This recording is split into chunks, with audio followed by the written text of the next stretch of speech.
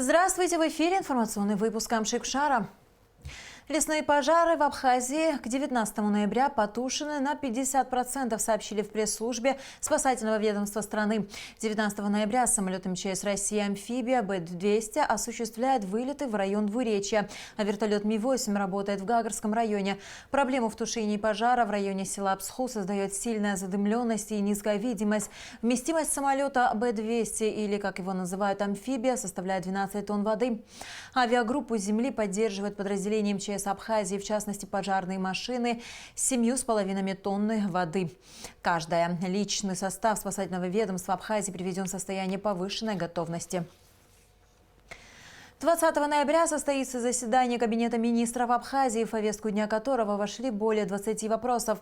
Члены правительства рассмотрят кадровые вопросы, меры по реорганизации государственных внебюджетных фондов, несколько постановлений об утверждении ведомственных целевых программ Министерства здравоохранения и соцобеспечения на 2020 год, постановление о заключении межправительственного соглашения о сотрудничестве между Абхазией и Никарагуа и другие вопросы.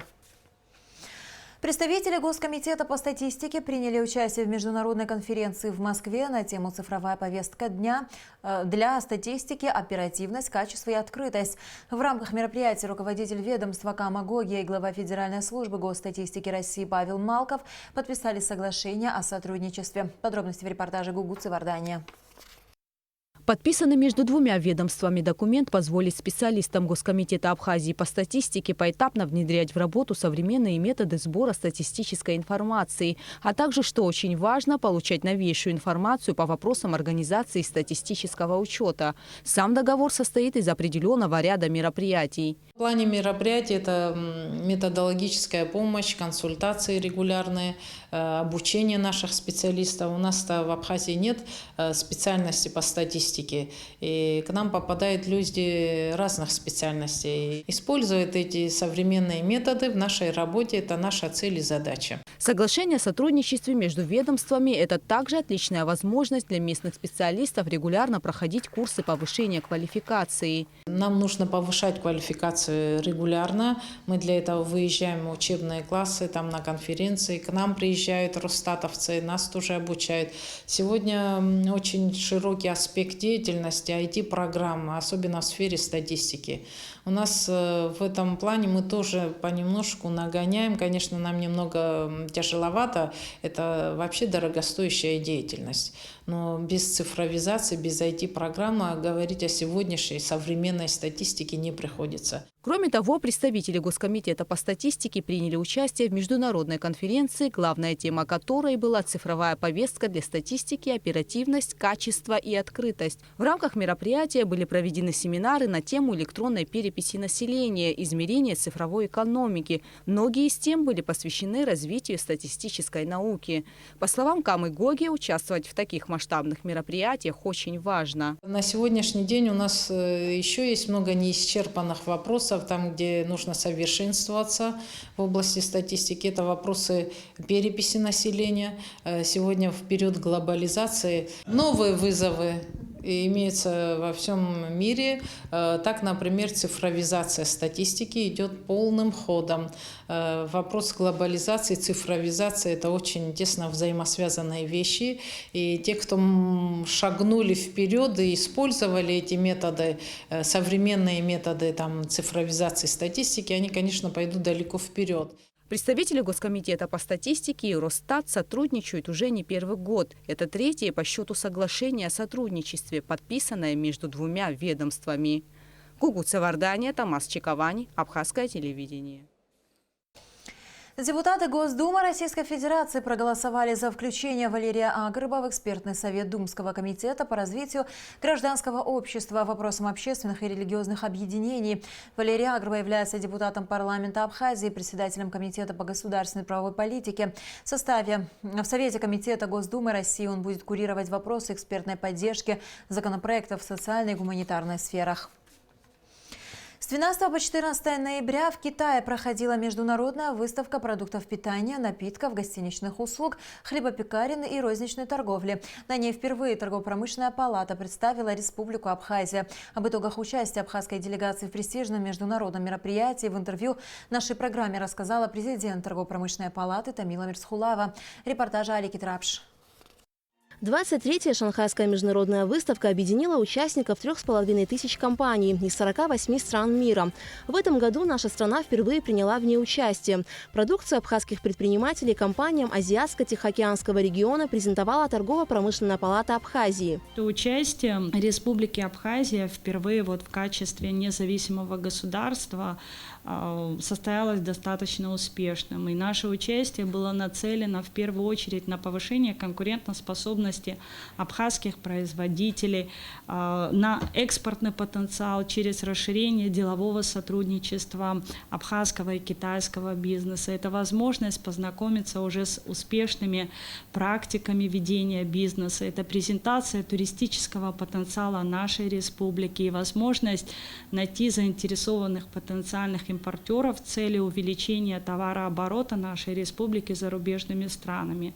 Выставка проходила в новом экспоцентре, общая площадь которого составляет 180 тысяч квадратных метров. В абхазском павильоне был представлен информационный стенд с изображением туристических объектов республики, а также печатная продукция в виде раздаточного материала на китайском языке. Кроме того, была представлена продукция экспортно-ориентированных производителей – вино, джемы, чай, аджика. Среди той продукции, которую мы повезли с собой и представили, наибольшим интересом пользовалось абхазское вино. Вино было представлено 3 заводов нашей республики, экспортно ориентированных в Российскую Федерацию и на сегодняшний день обслуживающихся в торгово-промышленной палате и являющихся членами ТПП. Это главный экспортер и винзавод нашей республики, это Вина и воды Абхазии, это Пицунский винзавод, общество с ограниченной ответственностью Шато Абхаз и Дурипжская винодельня. Работа выставки FHC China длилась 3 дня. В первый день участники форума имели возможность провести переговоры с профессиональными дистрибьюторами, специалистами по производству пищевой продукции, гостиничного бизнеса. А делегация Абхазии встретилась с потенциальными китайскими импортерами. На сегодняшний день по статистическим данным ГТК Республики Абхазия у нас есть товарооборот с Китаем, и только за первое полугодие 2019 года он составил почти более 103 миллионов рублей, а за 2018 год он составил почти 332 миллионов рублей. Это 1,5% от общего товарооборота республики. У нас на сегодняшний день товарооборот с Китаем осуществляется за счет импортных операций, как всем известно. Но участвуя в данной выставке, у нас есть возможность сегодня оказать огромную поддержку нашим абхазским товаропроизводителям в целях налаживания экспортных позиций, экспортного потенциала республики в зарубежные страны, в том числе и в Китай. Стоит отметить, что параллельно с FHC China проходила еще одна известная в Европе винная выставка ProWine, которая в Китае широко набирает обороты. В данном мероприятии участвовала и Грузия. Узнав, что Абхазия принимает участие в шанхайской выставке, грузинская сторона, как обычно, попыталась всячески этому воспрепятствовать. Организаторы пошли по другому пути. Дело в том, что китайцы очень отличаются от европейцев, и они не стали идти на поводу у представителей посольств иностранных государств, в том числе и Грузии, и объяснили это тем, что никто не вправе им указывать и рекомендовать, кого исключать, а кого принимать и с кем сотрудничать на сегодняшний день. Они очень четко объяснили, что они открыты к сотрудничеству ко всем, кто желает сегодня сотрудничать с Китаем. Таким образом, презентация продукции абхазских предпринимателей на международной шанхайской выставке еще на один шаг приблизила Абхазию к установлению сотрудничества с рынками Китая и Азии. Алика Трапш, Дэвид Анкваб, Абхазское телевидение. В этом году в республике в общественных хозяйствах и на частных участках планируют собрать всего 17 400 тонн урожая цитрусовых. Это на 50% меньше, чем в прошлом году. Наша съемочная группа побывала в агрофирме «София» и узнала, как проходят работы, сколько тонн продукции уже собрано и сколько планируется собрать. Репортаж Эсмы Гуланзе. Сбор мандаринов по всей республике идет полным ходом. Работа кипит и на плантациях агрофирмы «София» в Гулрыбском районе, где трудятся местные и приезжие сборщики. В цитрусовый сезон сюда часто приезжают работники из разных регионов России и ближнего зарубежья. Наталья из Луганска уже не первый год занимается сбором абхазских мандаринов. Мне нравится собирать мандарины, нравится кушать мандарины. И хотелось бы, чтобы на прилавках тоже у нас появились мандарины. Мои знакомые звонят, говорят, скорее начинайте сбор. Не хотим кушать турецкие, хотим абхазские, потому что здесь самые вкусные мандарины. В этом сельхозе на 90 гектарах земли растет 42 тысячи мандариновых деревьев, уход за которыми, а также сбор плодов в основном осуществляется вручную. Несмотря на то, что в этом году мы все работы исполнены сроки вовремя, урожай очень слабый. Есть такие деревья, вообще отсутствуют плоды. Но это связано с периодичностью. В прошлом году у нас урожай был хороший, в этом году деревья отдыхают. И в этом году закладывается урожай следующего года. Но несмотря на это, на участках есть мандарины, которые мы обязаны собирать. В нашей бригаде вот здесь сегодня работает человек 30. Это достаточное количество. Больше мы увеличить в каждой бригаде не собираемся. А так, если сбор пойдет завтра, послезавтра уже, наверное, до 50-60 человек увеличим, и все. Мандарины нужно не только собрать, но и рассортировать, соответственно размеру и качеству продукции. Очень мелкие плоды считаются нестандартными и идут, как правило, на переработку. Сейчас у нас идет переборка мандарин. Мы хороший пропускаем по ленте, плохой ржавый, рыжий такой отбор, туда маленький. Это не очень сложно, просто надо, чтобы глаза привыкли и руки, чтобы крутить мандаринчик, переворачивать глазами, чтобы смотреть, где, чтобы не пропустить. 5 бригад сельхоза «София» за эти дни собрали около тонны продукции. При таких благоприятных погодных условиях сбор будет осуществляться ежедневно. Урожай тоже особо не важный, потому что причина вообще в прошлом году у нас очень много урожая было. Мы собрали до 600 тонн урожая мандарин. В этом году мы ожидаем, наверное, уже по факту видим, что больше 100 тонн что не соберем. То, что собираем, сюда завозим, отсюда у нас, как вы здесь видите, калибровочные машины стоят, калибруем, уже как бы на продажу готовим, в том цеху большом ставим. Покупатели к нам сюда приезжают, мы не выезжаем. Что касается общего объема урожая мандаринов и апельсин по республике, то он ожидается на 50% меньше, чем в прошлом году, когда были побиты все рекорды по урожайности цитрусовых в Абхазии. В этом году, согласно приказа министра и постановлению Кабинета министров, была создана комиссия по определению урожайности цитрусовых плодов по всей Абхазии. Согласно этим данным, у нас на этот год ожидается 17 400 тонн мандарина, цитрусовые всего. И в том числе там идет эта цифра, включается и население, общий урожай, который мы ожидаем в этом году.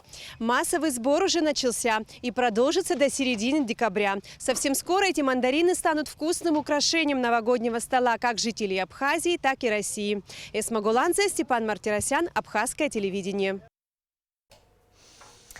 В этом году абхазскому фольклористу, ученому, автору множества произведений Римме Хашбе исполнилось бы 85 лет. В Абхазском институте гуманитарных исследований состоялась конференция, приуроченная к юбилею писательницы. Репортаж Амелии Бисмарк. В одном зале собрались коллеги, друзья и родные известной абхазской писательницы Риммы Хашбе. Перед собравшимися выступила ее однокурсница и близкая подруга Ирина Вардания. Их судьбы были схожи. Обе дочери репрессированных родителей. Но несмотря на все тяготы жизни, Римма Хашбе смогла не только выстоять, но и внести огромный вклад в развитие абхазского устного творчества и науки в целом. Мы встретились с ней в институте и больше не расставались до конца ее жизни. Закончили мы институт, и Лела Николаевна Ачба, директор школы-интерната номер 1, это великая женщина, великий педагог. Она забрала нас к себе в школу. В произведениях Риммы Хашбе четко прослеживается тонкий психологический подход к детям. Римма Арсеновна с юных лет по-особенному относилась к своим ученикам, стараясь дать им не только знания, но и развить творческий потенциал, заложенный природой. Она умела вышивать, она умела красиво, она рисовала прекрасно. И сейчас вы представьте, какие она костюмы шила своим детям. Ее класс всегда занимал первое место. на всех. У нас тематические вечера всегда проходили, и Рима там блистала со своим классом. Она сценки ставила, а сколько стихов знали ее дети.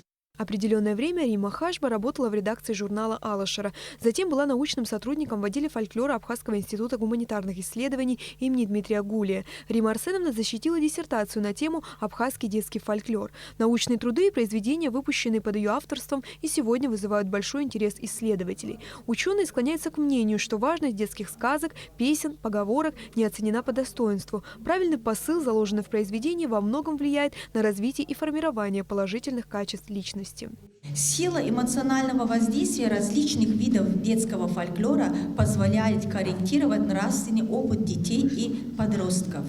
Народные песни, танцы, мелодии, игры не только способны повлиять на формирование эстетического вкуса ребенка, но это и социализация в условиях межэтнической и межконфессиональной напряженности. На произведениях Римы Арсеновны выросло не одно поколение, но больше всего повезло детям и внукам писательницы, ведь они были первыми читателями и, конечно, поклонниками ее произведений. Когда любимой бабушки не стало, Илане было всего 4 года, но девушка помнит, как вместе с ней читали книжки и учили детские стихи. В памяти все остается, и я до сих пор помню, как я их рассказывала и самой бабушке не раз, и для меня это тоже тогда было очень волнительно. Когда можно было выбрать какое-то стихотворение, то я очень часто выбирала стихотворение бабушки, к примеру, и его рассказывала, и, конечно, в этот момент переполняла меня разными эмоциями, особенно гордостью, то, что это стихотворение моей родной бабушки. Обычно непреодолимое желание выражать мысли в письменной форме передается через поколение. Вот и внуки абхазской писательницы Римы Хашба не скрывают, что склонны проводить время за письмом. Мы с братом занимаемся этим. Брат тоже бывает то, что пишет рассказы, но он это делает для себя, как и я. Я бывает даже, что пишу ей стихи. Масштаб исследований, которые проводила Рима Хашба, не ограничивался пределами детского творчества. Она успешно занималась изучением смеховой культуры абхазов, заговорных и других национальных традиций. Амилия Бисмарк, Ильдар Дамиров, Абхазское телевидение. В Москве состоялся литературно-музыкальный вечер, посвященный 85-летию со дня рождения абхазского поэта и сценариста Юрия Лакирбая. Подробности в материале нашего корреспондента Нонны Кокускер. Юрий Лакирбай родился в 1934 году в российском городе Иваново, но детство и юность будущего поэта прошли в Абхазии. Лакирбай писал стихи с детства, ему суждено было стать известным поэтом. Однако он проявлял способности не только на этом поприще. Еще в годы учебы в Минском институте Юрий Лакирбай стал мастером спорта по фехтованию и чемпионом спартакиады народов Белорусской ССР. Оставил яркий след Лакирбай в кинематографе, став автором сценариев для ряда белорусских фильмов. Среди его стихов, стихотворений чаще всего, наверное, звучит тема или сюжеты, связанные с его отечеством, с Абхазией. Вот и сегодня участники нашего сегодняшнего вечера прочитали, чаще всего они читают это на память, прочитали стихи поэта. И в Абхазии, и вообще среди поклонников Юрия Лакирбая много людей, которые именно знают его стихи наизусть. Они легко запоминаются, они очень такие горячие стихи, производят очень такое сильное, неизгладимое впечатление. Программа вечера состояла из стихов, воспоминаний друзей, музыкальных номеров и фрагментов фильмов, созданных по его сценариям. Выступившая на вечере советник посольства Республики Абхазия в Российской Федерации Татьяна Гуля отметила, что Юрий Лакирбай был одним из тех, кто сумел связать абхазскую и русскую культуры.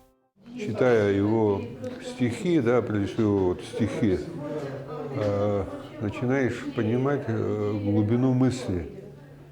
И многие выражения, которые у него есть в стихах, так сказать, они пронзают. Допустим, одно из выражений – архив земли. в одном из стихотворений, да, вот меня это поразило. Архив земли, имеется в виду, что все мы уходим, так сказать, в землю когда-то, да, и в чем смысл, так сказать, вот этого архива земли, так сказать. Вот он предлагает поразмышлять и на эту тему тоже. Семья поэта не теряет связи с родными корнями. Дочери Юрия Лагербая всегда в тесной связи с московской абхазской диаспорой.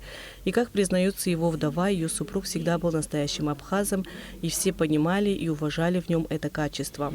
Я хотела поблагодарить вас всех за то, что вы пришли и вместе с нами в честь памяти нашего мужа, отца, вспомнить о нем. Несмотря на то, что Юрий Лагербай писал на русском языке, его поэзия была глубоко национальна, носила яркие черты абхазского колорита. Это находило отражение даже в стихах, посвященных Белоруссии. На киносценарную деятельность, как правило, идут как во вторую профессию, накопив жизненный опыт. У Юрия Лагербая, несомненно, так и было. Все темы, которые он поднимал, находили своего режиссера. Дети и внуки поэта, живущие далеко от родины, сохраняют его наследие. Сын Юрия Лагербая, Алхаз, живет и работает в Бразилии.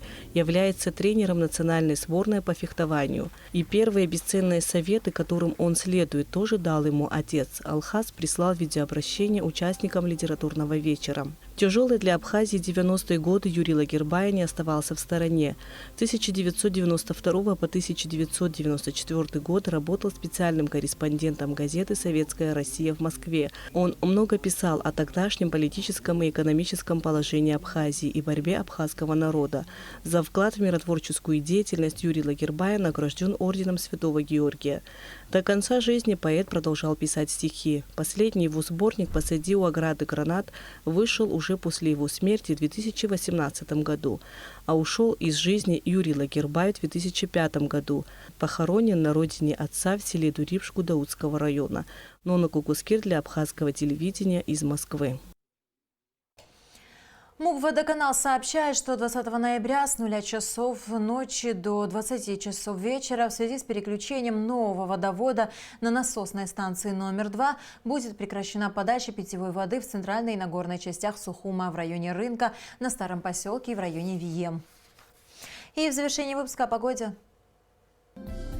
По сообщению Гидрометцентра, в Абхазии ожидается переменная облачность без осадков. Температура воздуха ночью 2,7, днем 11-16 градусов. Температура морской воды 17 градусов.